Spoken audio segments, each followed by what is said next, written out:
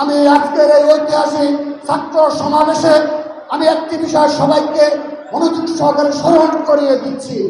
16 জুলাই যেদিন আবু সাইদকে এবং আমাদের ছাত্র দলের অন্যতম নেতা শহীদ ওয়াসিম আকরামকে হত্যা করা হলো, সেদিন রাতে 16 জুলাই 2024 আমাদের ছাত্র দলের সাংগঠনিক এবং বিএনপির ভারপ্রাপ্ত চেয়ারম্যান জনাব তারেক রহমান সর্বপ্রথম এক দফা দাবি ঘোষণা করেছিল।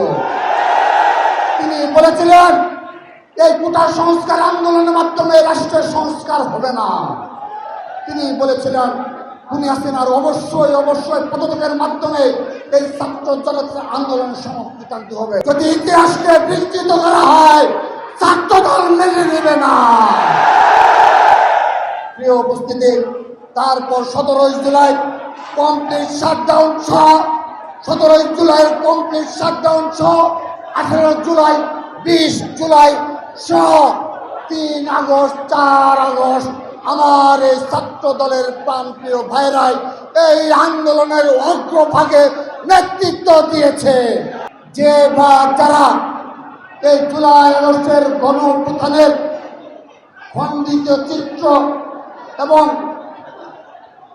মন গড়া ইতিহাস রচনা করার জন্য ষড়যন্ত্র করে যাচ্ছেন, আমরা সেই সকল ইতিহাস বেত্তাদের বলতে চাই, আমরা এই ইতিহাস বেত্তাদের ইতিহাসের আস্থা করে নিক্ষেপ করা হবে। ডাকসু সহ সকল ছাত্র সংসদ নির্বাচনগুলোতে ছাত্রদল অবশ্যই অংশগ্রহণ করবে।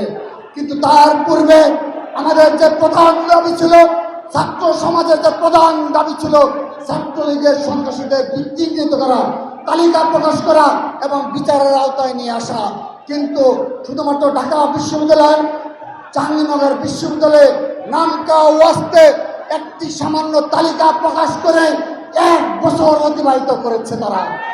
আমরা বিশ্ববিদ্যালয় প্রশাসনের নিকট বারবার নিবেদন জানিয়েছি, বাংলাদেশের সকল শিক্ষা প্রতিষ্ঠানে ছাত্রলীগের বিচারের দাবিতে ছাত্রদল মার্চ ফর জাস্টিস কর্মসূচি পালন করেছে বারবার। কিন্তু এই বিশ্ববিদ্যালয়ের যে সকল শিক্ষকবৃন্দ রয়েছে, যারা দায়িত্বে রয়েছে, তারা এই ছাত্রলীগের সন্ত্রাসীদের বিচার করার জন্য সামান্যতম আগ্রহ বোধ করেনি। শুধু তাই নয়, যে সকল নীল দলের যে সকল আওয়ামী দূষর শিক্ষক রয়েছে, যারা 3 আগস্ট পর্যন্ত এই ঢাকা বিশ্ববিদ্যালয় খুনি হাসিনার পক্ষে মিছিল করেছে, তাদের বিরুদ্ধেও আজকের দিন পর্যন্ত সামান্য পদক্ষেপ গ্রহণ করা হয়নি। আমরা স্পষ্ট বলে বলতে চাই, হুঁশিয়ারি উচ্চারণ করতে চাই, যদি ছাত্রলীগের পুনর্বাসনের ব্যবস্থা কেউ করার দুঃসাহস দেখায়, ছাত্রদল সে 20 দাঁত উপড়ে ফেলবে।